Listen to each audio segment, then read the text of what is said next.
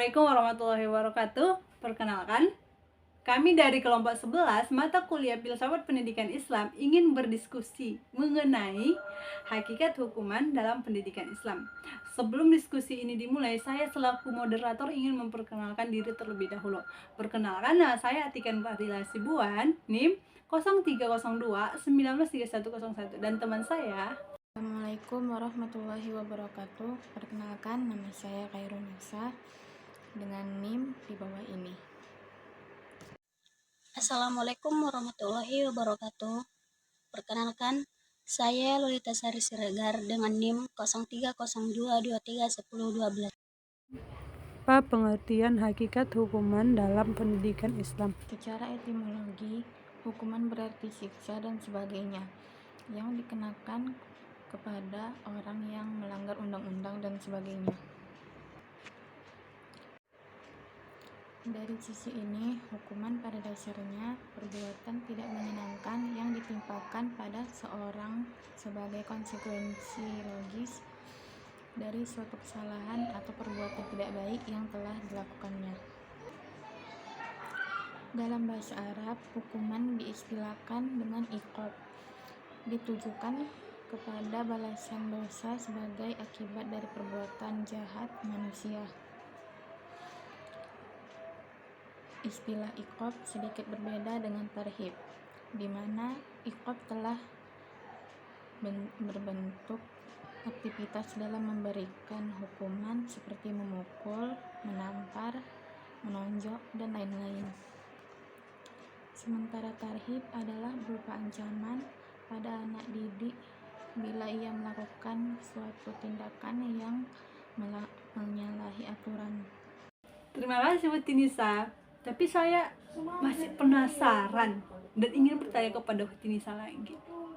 Sejauh yang Uti ketahui, apa sih kelebihan dan kekurangan hukuman bila diaplikasikan kepada anak murid? Selanjutnya, saya akan menjelaskan tentang kelebihan hukuman dan kekurangan hukuman.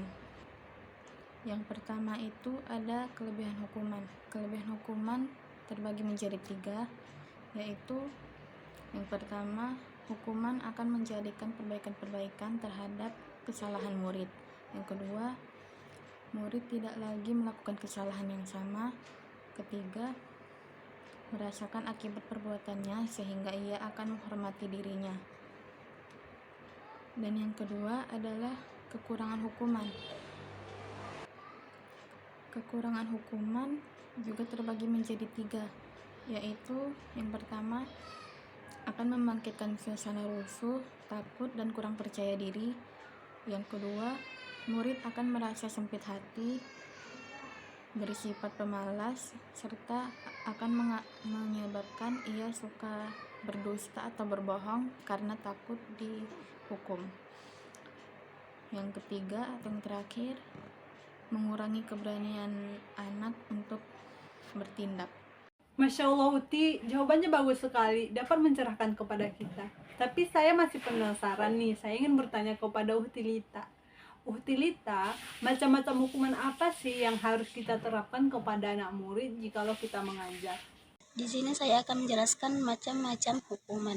Terdapat 3 tingkatan hukuman sesuai dengan perkembangan anak, yaitu yang pertama, hukuman asosiatif, di mana penderitaan yang ditimbulkan akibat hukuman tadi ada asosiasinya dengan kesalahan anak. Hukuman asosiatif dipergunakan bagi anak kecil. 2.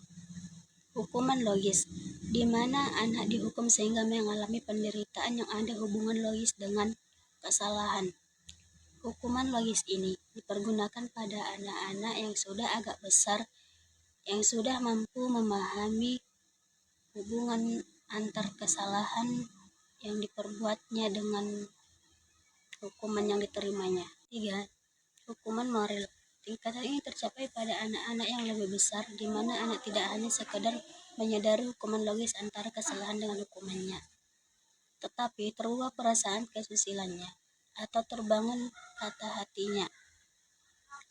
Ia merasa menerima hukuman sebagai suatu yang harus dialaminya. Terima kasih Utilita telah memberikan suatu jawaban yang sangat luar biasa untuk kita. Kita sebagai seorang pendidik, perlu memberikan contoh yang baik kepada anak murid kita, apalagi dalam proses mengajar. Dalam proses mengajar itu, kita perlu memberikan suatu reward dan hukuman. Reward ini, jika seorang anak memberikan suatu kebanggaan kepada kita, kita perlu memberikannya, baik dalam hal kecil ataupun hal besar. Contohnya dalam hal kecil itu berbentuk pujian. Dan yang kedua, hukuman. Jika seorang anak melanggar atau memberikan kesalahan, kita perlu menghukumnya, tapi dalam hal hukuman berbentuk mengajar. Syarat-syarat dalam memberikan hukuman, yang pertama itu kita harus memberikan dengan cara sebuah kasih sayang atau dengan kelembutan. Dan yang kedua, kita harus memberikannya itu dengan kesan. Ada nggak kesan yang tertinggal kepada anak ini? Dan yang ketiga, itu hal darurat.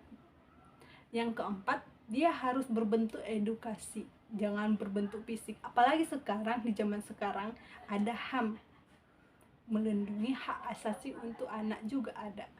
Jadi kita perlu sebagai guru untuk antisipasi tidak memberikan hukuman dalam berbentuk fisik.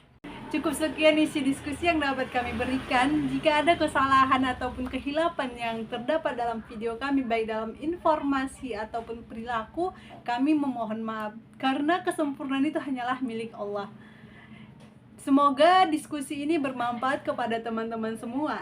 Terima kasih. Assalamualaikum warahmatullahi wabarakatuh.